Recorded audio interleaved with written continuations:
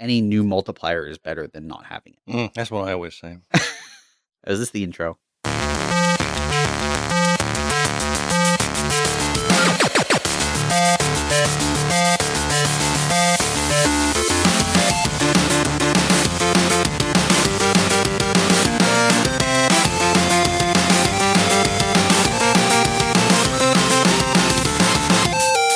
Hey, welcome to episode 208 of Front Seat Gamer. I'm here with Paul. Hello. And Blake. Hey. Hi, guys. Hi, Nick. Being a normal 2 weeks. Yep. Yeah. I'm glad we're keeping up this constant, regular 2 weeks. I think, if nothing else, we are consistent. That's what they say. Yeah.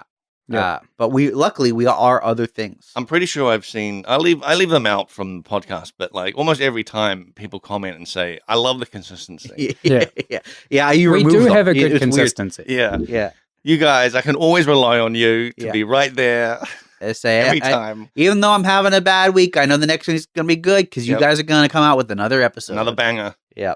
And we'll be the same texture as we were previously. Same texture. Yeah. Yep. I don't know what that means. Consistency. Oh, yeah. Yes. Yeah. Oh, man. The same texture and consistency. Yep. Real good mouthfeel on your ears.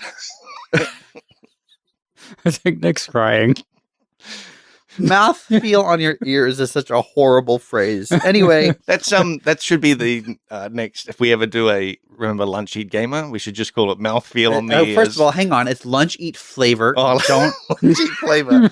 Yeah, we should. Well, from now on, when we do it again, it's mouth feel on your ears. Yeah, a good mouth feel for your ears. Mouth feel for your ears. That's the slogan. But that's also the slogan just for the core podcast. I think. I think so. That's the. Yeah, that is. It's Front Seat Gamer, and then in little text, a good mouth feel for your ears for games. For games. Yeah. But sometimes other things.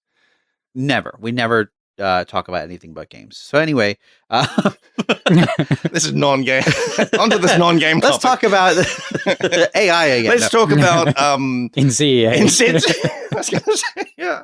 Let's talk about New Zealand school Education. qualifications from the early 2000s. Perfect. Okay, let's kick it off with questions like we nowadays do. This is from a Mongolin. They say, so what's the game from the intro? The one that you played for 2.5 months and it's just about to start. Before we read the rest of that question, I'll answer that. It's CiFi, CiFi. It's an idle game. It's the slowest idle game I've ever played. But there's a lot to it. So listeners don't know this, but you guys did talk about this for like a good 20 minutes on one episode. But one of the mics died almost right at the start of you guys. So I swear I didn't tamper with it. I saw you pulling on it. So the microphone, I should clarify. Yeah. So you guys should totally talk about it again. But your eyes are going to glaze over immediately. That's fine. I got up early. I could take a nap. All right. Well, should we talk about it? Yeah, may as Okay. well. Sure. So to be honest, I feel like I talked about this game literally years ago when Blake was living in his original in the apartment? Yep. And I'm pretty sure I talked about it way back then, and I didn't get nearly as far then as I have got now. The game wasn't any faster, but I don't know. I think I told Paul about it, or maybe Paul heard about it somehow. No, you definitely told me about it. And then I started playing it. And then quite a while later, I brought it up again. Yeah. And you'd completely forgotten about it. Yeah. You're like, I've been playing that game. I was like, I've never played that game. And then I looked it up and was like, oh, yes, I have played this game. Yep. But so Paul got me addicted to it again, like a monster would. And it is just really slow. It's an idle game in the true sense in that most idle games you'll have like some input to speed it up, right? You can tap the screen, or you can tap on icons that pop up, or you can watch ads or whatever. And there's not really a lot of that. You can watch ads kind of, but then you can also buy a perk that removes the necessity to watch ads. Yeah, I do. I think the thing that's put me off most idle games is the need for me to go in and click a thing and watch an ad every so often to maximize the time I'm putting into it. And I want an idle game to be primarily idle, Yeah. where I just pick it up and interact with it when I have time to, when I want to, not feel like it's trying to constantly drag me back in to Sure. get more ads. It's crazy. This is a game that definitely feels like it constantly tries to drag me back in. And I feel like I think I talked about this maybe on the podcast that got deleted. I don't know. But I feel like the more idle the idle game is, the more I feel obligated to check it. Is this just mental? Is this just like a mental thing? Not like, oh, they just bombard you with like pop-ups? No, it's completely mental. Completely mental. It is a case of, there's the best way to get incremental progress faster than other people. By the way, there's a leaderboard. Is to make sure that I'm always tapping the right thing at the right time as fast as possible, kind of thing. Have you set calendar reminders? No, it's all gut. It's all good. And in fact, that's part of the problem is that and now I'm checking it so often because I'm not tracking anything. Didn't you say something? Because you were talking, you guys, both of you guys, for the last like few episodes have talked about this game before recording. Yeah. I'm pretty sure last time you mentioned how you like to set something. If you're going to do something, you'll set something up on the game, and then you feel like, I'm maximizing my time. I'm spending 2 hours somewhere else, but I'm also doing getting this in progress. And then I'm sure it was maybe it was you or Paul who had after the podcast were like, I forgot to like set my thing up during the recording. So 2 hours after the podcast, Nick messaged in the group chat and said he'd forgotten to do something and that he'd missed out on 2 hours of progress. I was like, that sucks. About 8 hours after that, I checked the game and found out that I hadn't done the thing that I thought I'd done at all. So just completely lost that 8 hours. And that feels terrible, right? It does, but I've been playing it so long that I'm not too bothered. Okay. One of the good things, I guess, if you can call it that, about this game is that the actual time scale of the game is so long that losing an hour of progress is not that crazy. Because this is a game that, so like most, so there are going to be spoilers. If you want to play sci-fi, and you really want to commit to it and enjoy all the secrets and reveals, trust me, there's no spoilers. You won't understand anything. No, there will be. But pretty early on, you get a prestige mechanic called Zagreus. Well, should you start by just giving like a rough overview of how it works, but before we lose everyone anyway. Yeah, because I'd like a rough overview. I've probably heard the rough overview 5 times and I still don't know. Okay, sure. So the first thing you need to know is you are printing generators that make cells. That's sort of the most basic unit of growth is cells. And you accumulate cells every tick. And at the start of the game, every tick is 8 seconds. Okay. So every 8 seconds, you get cells, and you can make a thing that makes more cells. And for your spaceship. For your spaceship, yes. Yep. Okay. Easy. Obviously, for your spaceship, Easy. Your spaceship needs cells, so you can print more crew members. And to get more generators, you can print generators that print generators. Oh. So you've got like a Mark II generator makes Mark 1 generators, which makes cells. And then you can get a Mark III generator, which makes Mark II generators, which makes Mark 1 generators. I see. Cells, right? Yep. And when you hit a certain cell threshold, you unlock a new ship. One of the second ship allows you to basically increase the rate at which those generators print more generators or cells based on certain things. And then the third ship is your first prestige mechanic called Zagreus, and it lets you basically restart the game in exchange for points that you put on a massive passage tree. Okay. And you do that a bunch. You start filling out the passage tree a lot. You get a ship called Hephaestus, which automates, which allows you to automate a lot of things. So until you get the fourth ship, you have to tap on things every time you want to print a new generator, every time you want to print. So it is actually, the first parts of the game are boring and frustrating. Yeah. How long? It is actually like a chore to get to the part where the game starts getting good, to be honest. And so that's why when Paul was like, have you played this game? I really like this game. And I started playing it again. I was like, I remember leaving this game. How long does it take to get to the point where it's more automated? Probably a few days in real time. Okay. Does that seem about right? maybe a day I or two. really don't remember. I thought it was around a day or two. A day or two, I would say. Okay, that's not so bad. If you're pretty if you're playing it, Yeah. like actively Yeah. have the game open and you're tapping on things as they come up and you're being a bit efficient about it. So once you've done the Hephaestus one doesn't really have anything interesting beyond the automation, but the automation is really important for your will to live. But then you unlock sort of the first of the gameplay mechanics that make the game quite interesting. The Demeter ship unlocks a shard mining operation, and then you spend shards to get boosts, and the shards get more valuable the longer the game is running without you doing a prestige, basically. Oh. But when you prestige, you can get things that makes your shards more valuable, or your operations acquire more shards. And so there's a balance to be struck here between doing long runs and then resetting to make those long runs even more valuable next time. And it's fairly straightforward.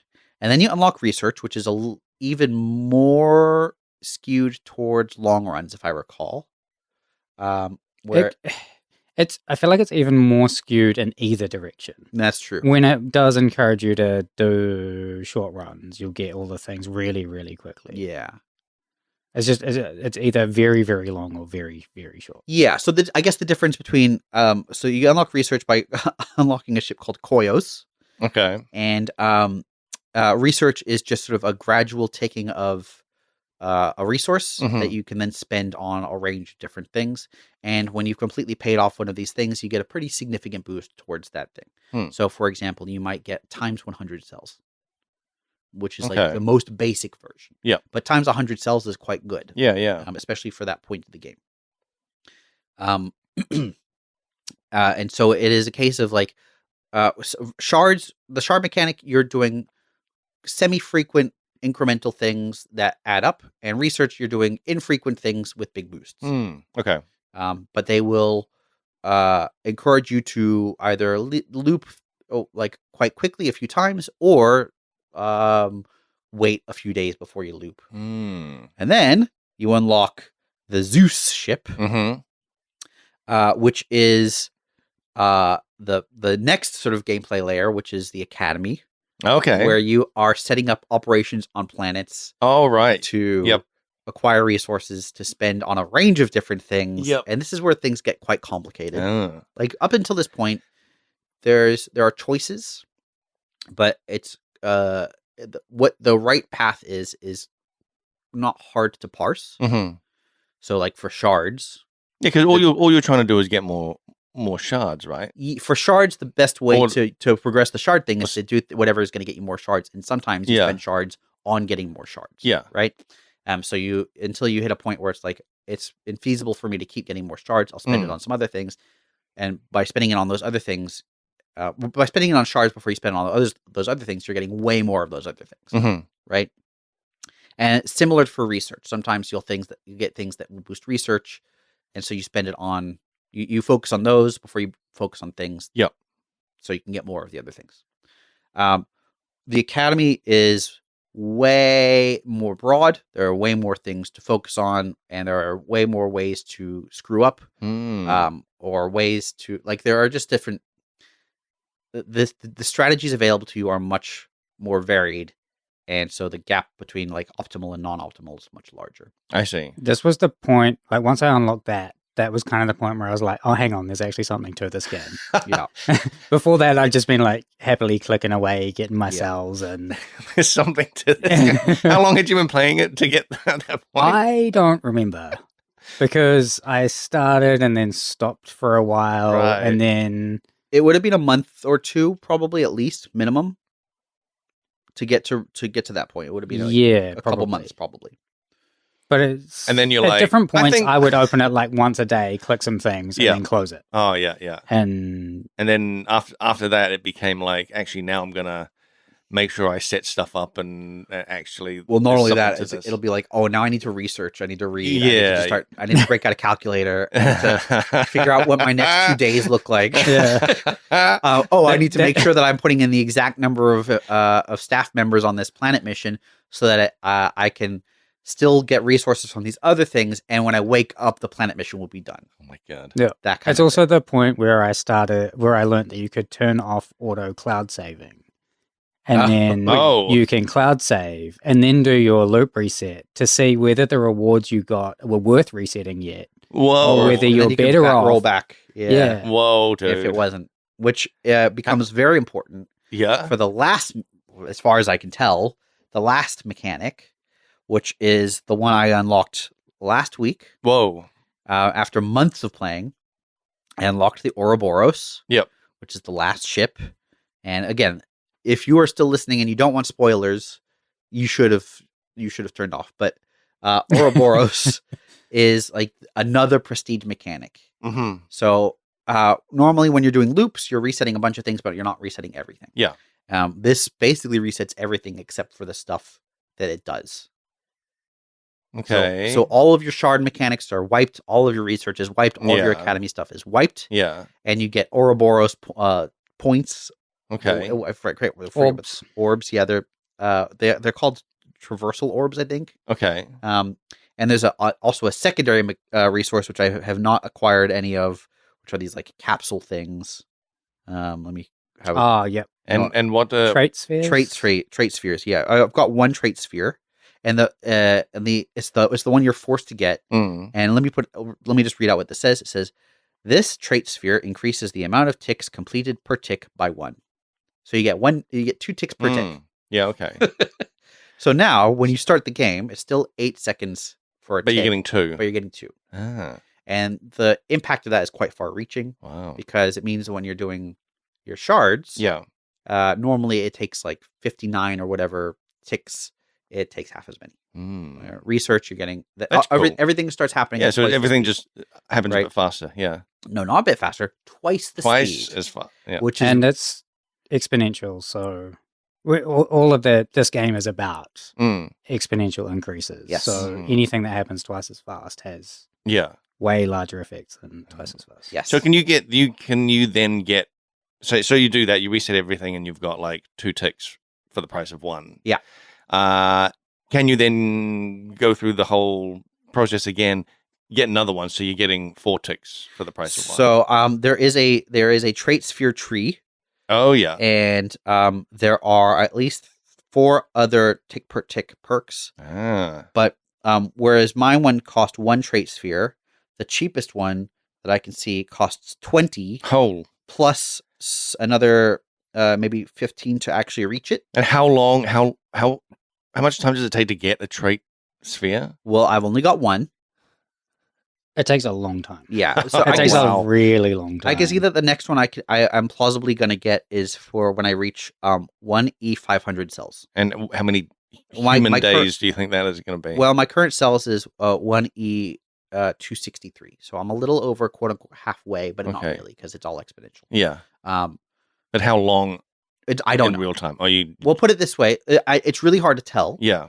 because on my first traversal, which is what they call when you do the prestige through Oro. Yeah. My first traversal I got up to like shards, which I think probably the first time I played took me a week or 2. Mm. I made it in about 3 or 4 days, Okay. right? And then on I've started my second traversal like 2 days ago, Mm. and I got to shards in about a couple hours. Oh, okay. Wow. Yep. So Yep. the time starts to compress quite rapidly. Yep. That's cool. But then the goals also, like the requirements, grow exponentially as well. So it is Mm. super, super hard to predict, especially because most of the information that's going to allow me to predict it is hidden. I see. Like I don't know. There's a whole thing called the Ouroboros Gems Collection, Hmm. and I can spend my traversal orbs on these gems Yep. to increase their quality, or to spend them on the. Do you know what perks. they do? I know what some of them do, Ah. but not all of them. Interesting. On the first gem that you're forced to unlock, there are 7 different perks, and I Wow. can only see 2 of them. Oh wow. And there are 7 gems, and one of them has 6, one of them has like 9, one of them like Mm. they all have different amounts, Yep. and they all have different levels of quality, and they all unlock different gem things Wow. at different Yep. levels of quality, and you could also only unlock some of them in certain orders, at least initially. So Yeah, that's quite intentional. yeah, it's just stop you from Wow. screwing yourself over, I assume. Yeah, I think so. At least having gone through a bunch of those forced ones, I can definitely see why they made me do it in that order. I haven't even touched on the fact that when I unlock Oro, I also unlock hunters.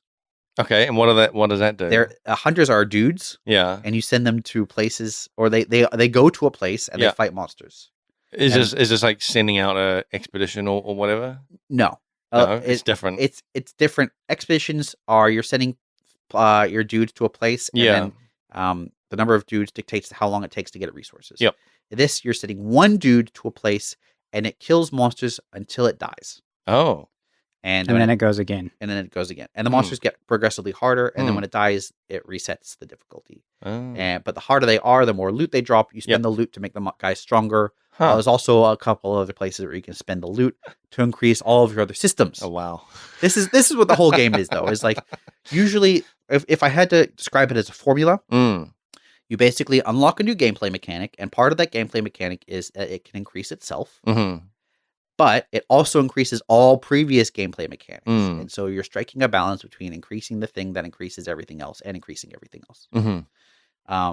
And those choices are interesting and fun for people like Paul and myself. Yeah.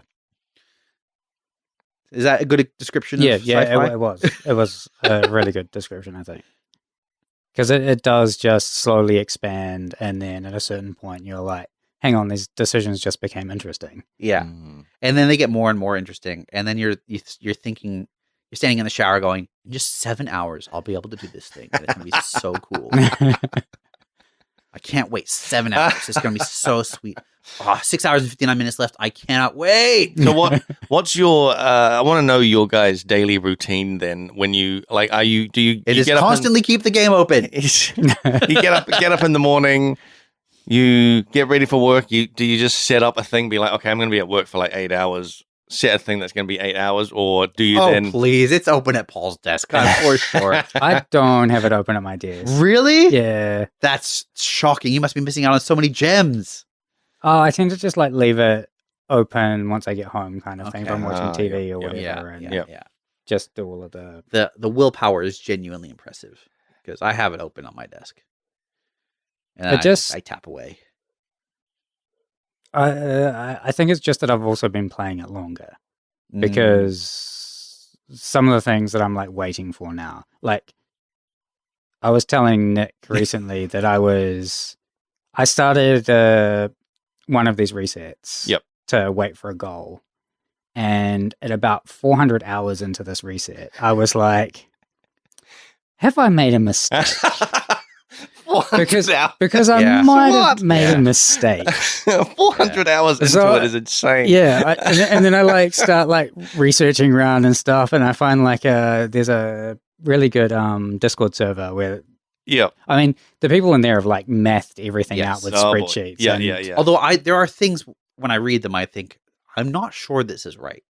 And there was lots that I thought that, but also I didn't want too much detail anyway. Yeah. I really want because part of it is the joy of discovery. Yeah. The only joy I get out of this game is those decisions. Yes. And if something else is making those decisions for me, yeah, I may as well be doing anything else. Yeah. I think Paul and I agree that like if you go into an idle game with the spreadsheet of the like someone else has created the optimized run or whatever, and you might as well not be playing the game. You might as well just have it like a bot playing the game. Yes. And at that point, what are you doing? Yeah. What is the game for you? The game is just number go up. I mean, if there was the game is still number go up, but if there was a game where I had to write the tool to automate it all for me, that would be fun.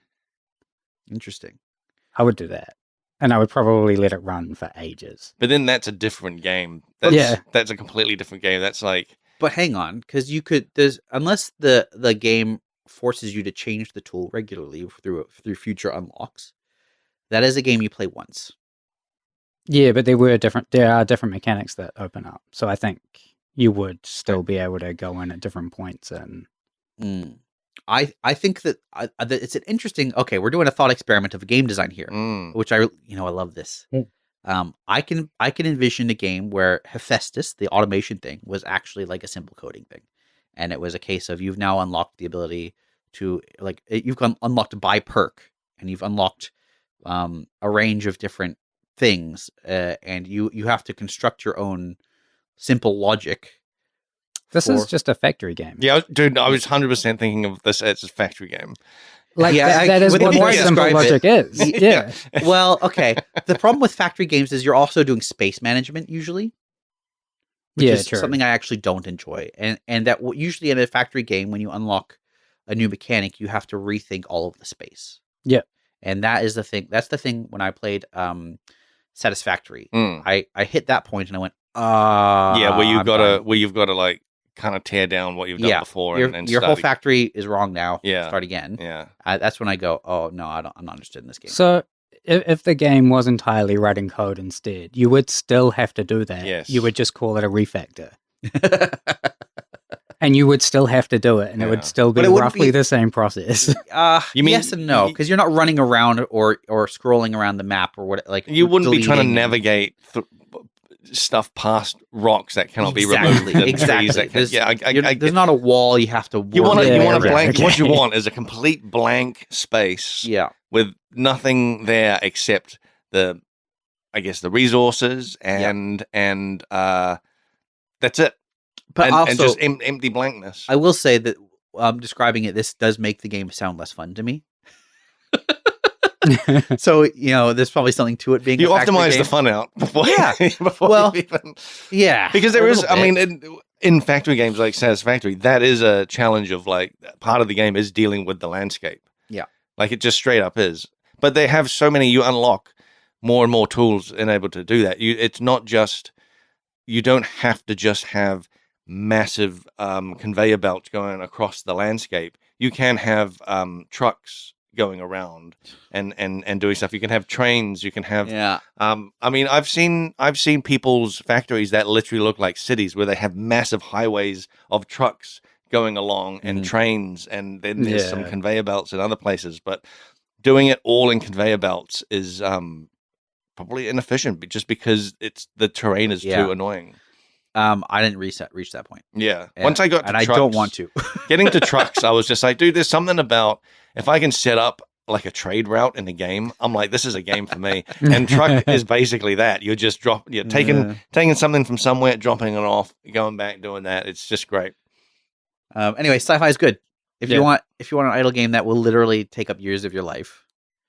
Hold on. So just one last thing then. So that question was, you mentioned you'd been playing for 2 months and the game has just started. Yeah. What point was that where the game just started for you?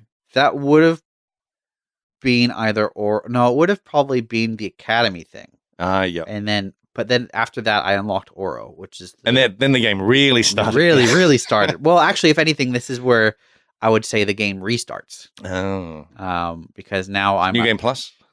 Yeah. So this is one of the more interesting idle games, because most idle games have some sort of prestige mechanic. But this game has 2 layers of prestige mechanic. It seems like the prestige mechanics are just like such a part of the game that it's almost like not even like a prestige. That's very it's just typical. The game. Yes, that's very typical of an idle game. There's almost always like a thing where you reset and you get stronger. Okay. But usually it's reset and get stronger and unlock a new thing. Well, I have not really seen until, and I'm probably wrong about this, but this is the only game I've played where you hit a point where it's like resetting and unlocking new things until you hit a point where you reset and you reset all of the things, including the thing that lets you reset. And then it's like, now you've unlocked all these things and a whole new layer of exponential growth. Do you know how often they update this game? Pretty frequently. So most of the updates are sort of small bug fixes. Like just bug fixes, right? But they've got lots of content that is like placeholder as well. Oh, interesting. Because I don't know, it almost sounds to me like they have, as I don't know what it was like when it first came out, but it almost sounds like they add more and more on for the further you go. Yeah, Like it's like okay, you've reached this Ouroboros thing, but then who's to say they do something beyond that? It You know, does- and it just keeps going. right. I see what you're saying. It does feel like it's an inverted triangle in terms of the level of player options. Yeah. Like the deeper you get, the broader the choices Yes. become. Yeah. But I'm if I had to guess, I have not seen enough of this final stage to say for sure. But I think I do know that there are things that are placeholder and don't work. Or Yeah, that, there are definitely things that are placeholder. I only found out about some of them very recently. yeah. So my guess is they will fill those in. They'll fill in all of the things that are placeholder and are like question marks or whatever else, and then they'll move on to their next game. That's my guess. Because they've already just launched a new game into early access as of like. Oh, really? Yeah. Do you know if it's... I think they posted recently that they were hiring someone to work still on this. Oh, okay. Well, good, because they've still got a lot of stuff they have to do. Yeah. I really don't get the vibe that they're going to. No, I'll drop it. Yeah. Well, I mean, they still got months of stuff left to do. So that doesn't. But I would imagine, even though they're hiring someone to work on this, there has to be an endpoint. Surely, they're. Well, that's kind of what my question is. Like, do they just keep adding to it? It's a good question. I don't know. I don't know, but looking at the Discord and seeing how active people are in there, I think if they can keep people coming back I think they've at least right now got a real dedicated fan base. Yeah. And if they can find a way to keep people coming back. It is small though. Yes. It's a dedicated but quite small fan base. And I mean, we're talking a few, probably 10 to 20, 30,000 people who are really dedicated to the game, which is by like idle game sizes. Free games, that's quite small. Yeah. What's their monetization? You can buy permanent boosts basically. So like, and I bought a few, and I know Paul's bought a few as well. So I spent maybe $15 or $20 on the game. I bought a thing that automatically opens chests that you normally need ads for. And, okay. And I don't need to watch the ads, and then also doubles. That's good. I like that. Yeah, yeah. So my game is ad free now. That's cool. And I also bought a thing. There's like a sort of level reward. Yeah, what do you call that kind of thing again? I've forgotten. Like the play pass kind of thing. You know your Fortnite style. Every time you level up, you get a reward kind of thing. Yes. Yeah. Similar to that. Yeah. And there's 2 layers to it, and I've bought only one of them. Okay. I bought the other layer as well, and I think other than that, we've spent the same amount. And I shouldn't have bought the other layer. What are the? It seemed really good when I first started looking at it, but then you hit a point where the thing it's giving you primarily is tokens. Okay. And the value of tokens plummets late game. So it didn't seem. Yeah. And also the price for the first track is like $6. Yeah. And the price for the second track is like $60. Oh, okay. So it was like I don't think it was 60. Yeah, look. It was, surely that's a full game. Yeah, well, and some of the things are quite expensive, which is good for a free game. For a free game, kind of want a wide price thing. And these are not the only things you can buy, by the way. I do feel like there's not anything now that I want to buy though. And $55. Yeah, okay. US or NZ? NZ. Okay. I bought it partially by mistake though, because what happens is when you do the resets, you level up from 0 again. Yeah. So you start getting these rewards again. Oh. And I thought that if I bought the third one, I would get everything from previous. Yeah, each time I leveled up as well. Oh, right. And I didn't. And that was, I mean, I talked to Nick about it previously. Yeah. Just like, I just misunderstood. Yeah. And thought that I would get a bunch of extra. You do get a lot of gems on that track as well, though. Does it actually, does it help though? Like, is it worth it at all? It depends. So put it this way, I'm looking at it right now, and I can see I got in my highest level playthrough, I got to 480. And I can see 1, 2, 3, 4, 5, so 10, 13, 14. Like I could see about 20,000 or so gems to get to that point. Hmm. I'd be rewarded 20,000 gems plus a bunch of tokens. Yep. And now Is that gonna go a long way? 20,000 gems. Is that just it'll a go drop pretty in the bucket well for actually. something? For the most part, that's going to get you a full bonus of a gameplay mode. Oh, nice. Of a Okay. gameplay Yeah, mechanic. Okay. And maybe then some. I would say that goes a long way early on. Yes. But I see. right Yep. now, given the option, I wouldn't buy it. Right. Okay. But put it this way: if you wanted to just straight buy gems, which Yeah. is a thing you can do, Oh yeah. 5,000 gems costs the same amount. Oh, okay. So, but you know, that's 5,000 gems instantly, Yeah, and yeah. repeatably. Yeah. Whereas it would be 20,000 gems to do plus 3 months of gameplay. Yeah. Yeah. Hang on, there is one reward I am still getting from this though. Seems like the Yeah, okay. There's It's, the science boosts and yeah, the research every boosts. 100 levels you get an increase to one of the mechanics in the game. okay. A multiplier. That Okay, seems like this it's is worth not, it. Yeah, it's not as bad as I'd been thinking before I'd gone and actually looked at it. Mhm. It is not bad by strictly gem value. It is worth it. Hmm. Yeah. But if you don't need a bunch of gems, Yeah. which I have never seen a game state where I don't need a bunch of gems, Mm. or at least wouldn't benefit from it. Like I have about 10,000 gems right now, and there's still like 1, 2, 3 things I could feasibly dump them in, no Mm. problem. For also not including the one timers. Anyway. There's lots of different monetization. There's also these chests. Each of these chests comes with a bunch of gems and then 1 or 2 boosts to gameplay systems Mm. of varying Okay. power. Yeah. Yeah. Um, Well, yeah. usu- There's chests that you buy. Yeah. Oh, okay. Yeah. So it's like, there's okay. Cool. I bought the first one, which was no ads and then some gems and then like times 5 to my cells. Oh, Or wow. no, times 50 to myself. Yeah. One E5. Yeah. What's the most you can probably spend on this game? Do you think? Like what? Well, okay. Well, I mean, there's you could. uncapped gems. Yeah, so you you can spend as much can- as you want on gems. Okay. But then, like, if you wanted to get every single boost that wasn't Yeah. repeatable, Yeah. 103, probably about $400, Oh wow. Okay. which is a lot. Yeah. But also, how much is a PoE supported? Yeah. No. Right. Yeah. Yeah. So. Yeah. But you know, I think I've spent probably $20 or $30 on it, and that seems like a good amount. Yep. Especially the amount I've played, and like the developers clearly put a lot of work into it. Yeah.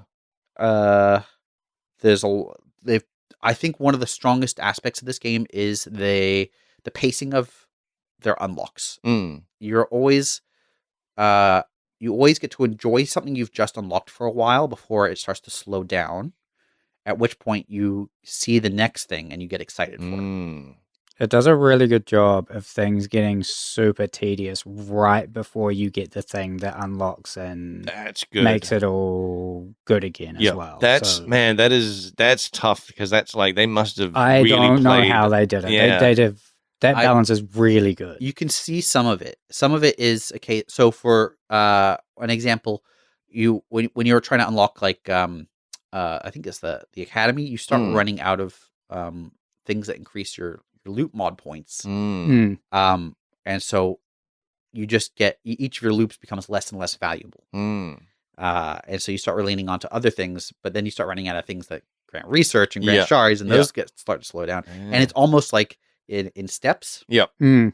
And then you hit the academy, and all these new boosts start. opening up. That's super cool. But when you have that many systems interacting with each other, because Nick mentioned that a lot of them do provide boosts to all the other systems, you can still very reliably get to a point where everything starts drying up before you get the next thing that. Well, didn't spreadsheets and graphs? That's my Yeah, my I guess. There's suspect lots of that- spreadsheets and graphs. Yeah.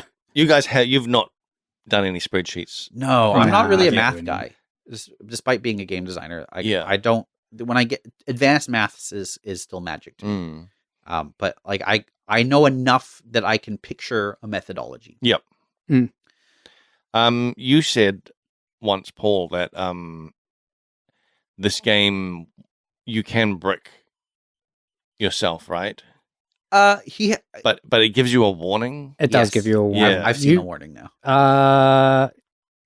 You can't really brick it. What it will do is it will force you to wait a super long time. Oh yeah. So the way these loops work, you have to hit a certain cell threshold and you'll get a new loop, which is basically a bunch of points that you can then spend on the tree. Mm-hmm. But another way you can get this is a number of ticks, and they both run in parallel. Mm-hmm. So you might be like, when you hit 5,000 cells, you'll get a loop. But also, when you after 50 more ticks, you'll get a loop. And both of those things can happen in parallel. Oh yeah. And both of those things count towards your loop limit. So if you need 50 total loops, and you're hard stuck at 45, your cell growth might be really, really slow, but your tick growth will be consistent. The number of ticks per loop will grow. So it might be 50 now, and then 75, and then 120, and then 200. Yep. For each of those ticks. Yep. But you can just wait it out. I see. There's always an option to wait out the number of ticks. Yep. I get you. But it does mean that you might be waiting days, or even like in extreme cases, you might be waiting weeks if you somehow got yourself in a really bad state. But in theory, you can always unbrick. In theory, is that right? I think so. I've definitely ended up in situations where it looked like I can't remember what the longest I thought I was going to have to wait was going to be, but it was like far longer than I was willing to. There is a similar thing with Ouroboros as well, where you need to get a certain number of orbs, or no, it is just a number of orbs. Well, it's orbs and time for me. But my understanding is that the time thing goes away, but you gain orbs over time. So it is just a number of orbs you need to reach. Well, you say you gain orbs over time, but you don't. You gain multiplier over time, and the multiplier has a cap. Yes. But the cap is no, you're right. Guess about 500 hours away. Oh my god. Just based on this. So like I've got you start off like this is a new system for me, but you start off with a 1.0 multiplier on the number of orbs. Yep. And it can cap it at 2.0 multiplier. Okay. And the multiplier grows at a consistent rate. Yeah. And my multiplier is now 1.03.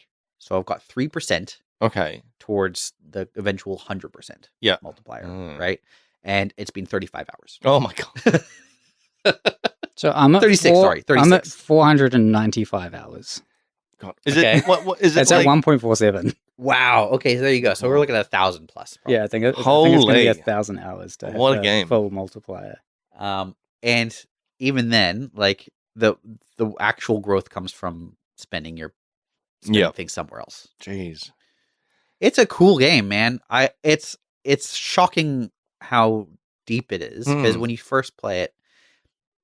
And I think this is the biggest flaw of the game. You think this game is boring and slow, and I don't like it. You think this is the game?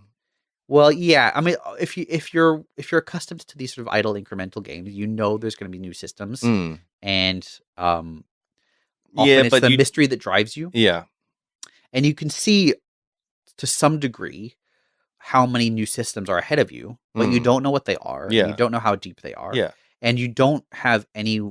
There's no way to conceptualize how long it will be for most of them. And there's no way to speed it up for the very early game. So it is just kind of, that first few days is kind of a real drag. Because you said you are clicking on everything, right, at the start. Yeah. And in fact, if it's just more of, if you just assume it's more of that, then you're just like, oh yeah, okay, forget it. Yeah, I mean, it's pretty standard that you'll get some sort of automation. Every incremental game I've ever played has some sort of automation. But I will say, I had a really bad experience when I first did my new traversal. I did my first traversal after months and months of playing. I do my first full prestige, and I'm back to clicking everything. And I'm having a really bad time. I've done about 70 loops clicking everything. I'm like, I messaged Paul. I'm like, I really miss automation, and I haven't unlocked it yet. And then I discovered that it's unlocked from the start. I just had it toggled off. Oh, really? Yeah, because it toggles it off by default for some reason. As soon as you traverse, it toggles automation off. It's so dumb. But you want that. It might just be like, you got to click on something. You might want it already. You might want what? It to be disabled by default. Automation? Yes. At the start of a traversal? Yes.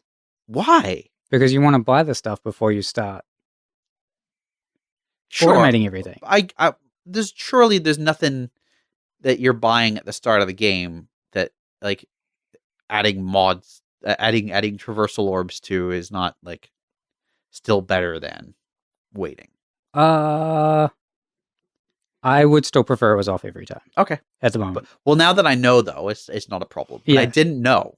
I just assumed because all of my things were now locked again, I had to re-unlock my automation.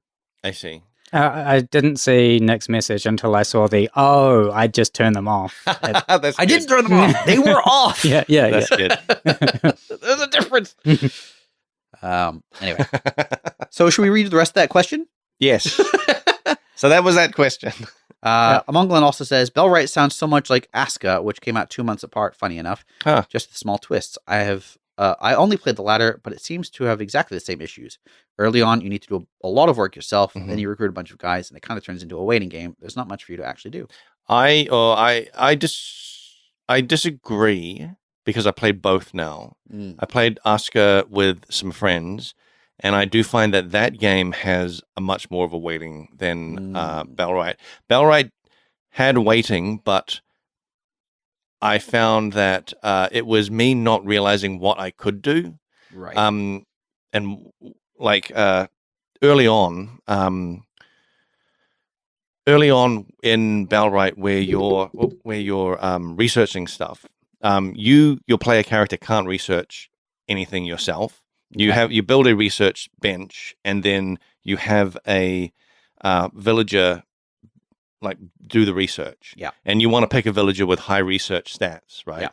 And that was going all right, but then at one point, like I was trying to research something in particular, and it was just taking forever, and I just kept checking, and I'm like, it's always at like 60%, and I couldn't figure out why. And like, is it just like this villager is just whenever they feel like it, like wander over or something? But I realized it was like I was missing a resource. There was because to research you need to supply a couple of key resources to the research bench, and my villagers, I'd had so few villagers at the time that there was no one taking a resource from the thing to the actual bench. Right. And even though I had the resources, because I've got plenty of these, why is this not happening? So I just went and did that, and then suddenly the research like started happening. But there's other things you can do. You can go out and I found just going out and like taking out bandits was something, or just looking around or exploring around for potential outposts and resources and things like that. But then there is a little bit of waiting where you're just waiting for a building to get built. Right. So there is a little bit of that. But can I ask you, is Aska also a pirate themed? no. Okay. This is more Viking themed. Okay. So it's just older pirates. Yeah. Okay. Yeah, they're original pirates. Yeah. First gen pirates. Aska is a little. It presents itself a little bit like Valheim. Like you get a real heavy Valheim vibe on it because of the Vikings. Because of the Vikingness of it. And things work a little bit different there, but still very, very similar. But I way prefer Bellwright systems. I think they're just there's more to do really in Bellwright to me, because Are you still playing it? I've stopped playing it. They just had a huge patch as well, which was pretty good. They added in some like quality of life stuff. So you know how we were talking about the signpost that lets you fast travel around? Yeah. You could only build those on already existing roads. Now you can build them on your own roads. That nice. Which is pretty cool. And they added a whole bunch of other stuff, but I think still instantly teleport? You still do instantly teleport. Like the funny thing is, me and another mate were like talking about it, and he's like, yeah, I hate that as well. Like, it's like, I think people that enjoy these kind of games, they want some of that friction. Yeah, they want some of that friction. They want it to feel a little more simulator-like. It is the thing that is putting me off playing it the most, which is kind of bizarre. You could well, if they had like mounts, I probably wouldn't use the the fast Yeah, travel this is system, what we were talking you about know, last time. and like they do want to add mounts, but like right now like, having to run everywhere is just such a pain. But roads, I can't remember if I mentioned this before. Roads are like you really, really do want to build roads everywhere because they have a benefit of well, your guys will usually follow them, Sure. like. But then again, sometimes I've seen them like just go across country, and I'm like, dude, there's a road right here. What are you doing?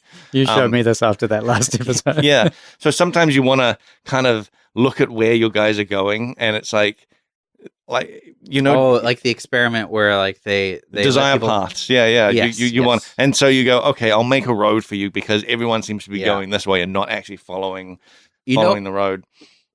Oh, but sorry, before I get into that, what I was going to say with roads was that you want to make roads everywhere you're traveling regularly because you use less stamina on roads and you actually run faster on roads. So there's an actual proper benefit to you use way less stamina as well. Right. So there's an actual proper benefit. What does a road look like? Is it just stamped earth? It's a dirt path. Right. Yeah. So here's my pitch. You don't build roads. The roads form. I honestly I like that. There's a game I played called Banished. No, not Banished. Is it Banished? I mean, you could still build roads. Foundation. There's a game I played called Foundation where roads you don't build roads ever. Yeah. They're 100% desire paths. Yeah. And they become bigger depending on how many people walk through them. Yeah. And I think you can hit a point where like the Romans, they were making paved roads, and then it's like horse and carts really get a benefit or whatever. Yes. But I really like that. I've never seen another game that does it.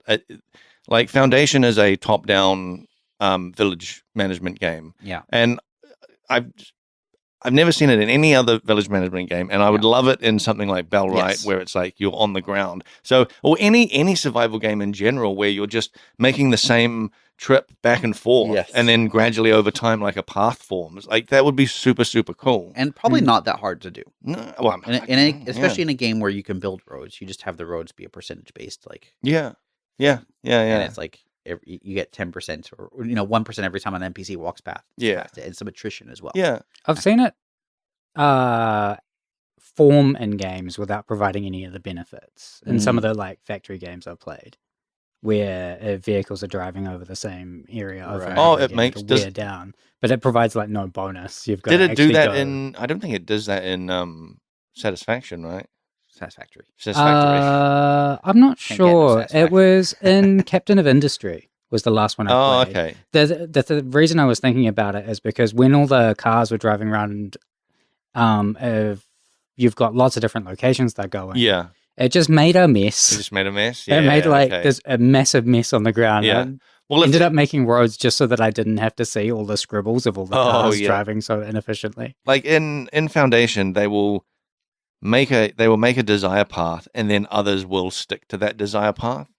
Yep. So they won't just constantly. They won't just always take the shortest route. At first, they'll take the shortest, easiest route to a location, but then after that, they will always use that. They won't just go, okay, now I'm gonna say there's a resource nearby. They won't just take a straight line to it. They'll then follow the road and then veer off to it. Yeah. This I think has like a percentage. Like if it's going to take a certain amount longer, it'll all of a sudden just go shortest path again. So now they would all use the same path until one thing had to go like 100 meters in the other direction, and instead of it going along and then up, it would just go straight. And Foundation does a cool thing where you can. Well, what you're doing in Foundation, you're like painting in regions. So you can say this, you paint in this region and say this is for housing, or paint in this region and like this is for farming, and they will just automatically build their own houses there and stuff like that, so long as all the resources are there. That's cool. You can say this region is forbidden, so they will never cross this like into this section. Yeah. So you can meticulously set up sort of a bit of a grid thing at the start to force them to make paths paths that you, if you really want. Because if you don't, you end up with London.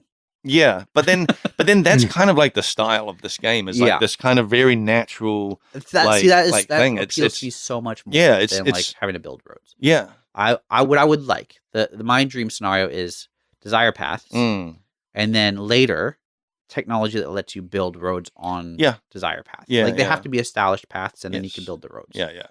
Being able to do both. Right, where it's like you can artificially build a road somewhere, but it's much more costly. Yeah. But if the desire path is already like cleared, down, so you have to have someone clear the land. Whereas with the desire path, the land has been cleared, the ground has been trampled. It's hard. It's easy to build a road there. Yeah. In Foundation, you do upgrade the roads as well. So you have at some point you can build like a stonemason type guy, and all he does is turn the dirt roads into stone roads. Cool. But it's a ongoing maintaining cost because it needs constant maintenance. So you go, it's interesting because until that point, stone is like never really a problem. You kind of get past the production like choke point of needing stone. Right. And suddenly you've got all the stone. Surplus stone. Yeah, you got surplus like, stone. I need to spend it on something. Yeah. And then roads happen. And you're like, roads happen. And no, I need more stone. I need stone. Suddenly I'm looking for actual like stone mines that is just like I never needed before. I think that's cool. Yeah, it is cool. And they can only they have a region, they have a like area around them where they can repair. So you end up, depending on how big your town is, you end up needing quite a few of them for different like areas. Right. But and I was playing this like probably a couple years ago because it went into 1.0, I think maybe 18 months ago. Whoa, you played a game that actually came out? That's crazy. Yeah. I got to that point and I was just like running out of stone constantly because all the buildings at that point need heaps of stone. And suddenly it's just like stone is like the main thing. Whereas before that, it was like, I just had a surplus of it. I was like, I never need to worry about stone. Like now I can't get enough of it. I'm going to continue reading questions. Yep. All right. This is Slippery Jim 8 says, "Oh shit, Bellwright is the game I saw a trailer of, then saw Manor Lords come out and assumed that was it. So I bought Manor Lords and was annoyed by the bait and switch. Turns out I'm a moron. I guess wishlisting has a purpose." Yeah, they do look similar. They honestly do. This is the problem with just this genre of game. Yeah, where like I was just thinking about this because Bellwrights came out, Windrose came out. Oh yeah, Triarchy is in development. All three of these are pirate themed survival crafting games. Well, I mean, they're not pirate themed. Bellwrights are not pirate. Is it not? No, I thought it was. Oh, because the name Bellwright sounds like on a ship. Yeah, no, it's medieval. It's medieval. Oh, okay. Well, all right. Bellwright is referring. Bellwright is referring, I guess, to this like job of making bells. Yes, like literally being some sort of like bellman in a watchtower or something like that. Because it's got a whole thing of like you can liberate these NPC towns. Gotcha. And to do that, you have to build a bell tower. And early on, one of the quests you get is to build a bell tower.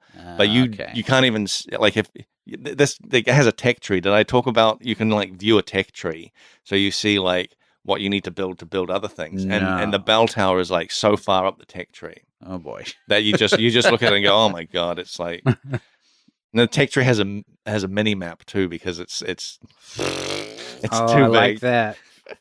And the tech tree is only like half made because like it's still in early access and there's like more tiers to it that are going to get added. We're basically out of time, so I'm just going to read these two more questions. Fu Wasan says, "Hey, in order to help Slippery Jim's human and potentially others, could you reintroduce yourselves briefly? Also, obviously, cold or hot pizza. I think we wait until next 2 weeks from now and we do this at the start. Sure. And lastly, Zinix says 5379 says RimWorld is such an amazing game. Definitely give it a try. Blake, you got to try RimWorld.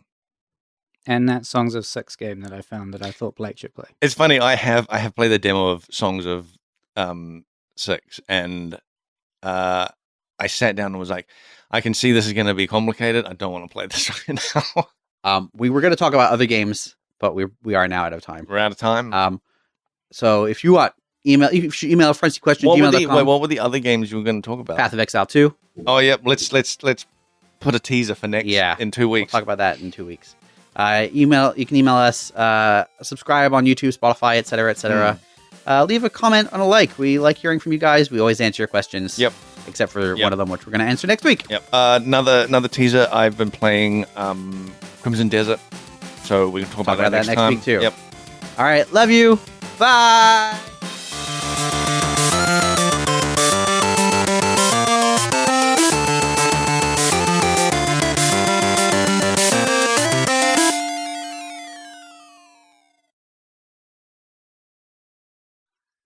Yeah. Here's a fun fact. Sin came about because I wrote some flavor text. Oh, really? No, it wasn't even flavored. It was like world lore. Wait, what about Innocence? Innocence existed. So Innocence was always going to be the boss of Act 5. Yeah. Or one of the bosses of Act 5. And I was like, it wouldn't be cool if Innocence had a brother called Sin, and that like Innocence was the favored one, and Sin was the sort of scapegoat. And so I wrote this little thing. Yeah. And then Eric liked it so much that he turned it into stained glass windows, and then was like, "This is exactly what we needed for Acts 5 through 10. Is like some epic, companion deity." Oh, that's so cool. So then it spun out into this much bigger thing. I always remember that was the origin of it. Was just like, I have a goofy idea. That's super cool. I love it. That's great, man. That's so cool. I liked. I remember when we got that stained glass stuff. I remember the big thing was like, you can tell like. Innocence is presented like the good guy, but his eyes are red. Yes, and so, that was in the story. That was in the text. I made sure that he had red eyes. And then Sin has blue eyes, so you're like, actually, their things are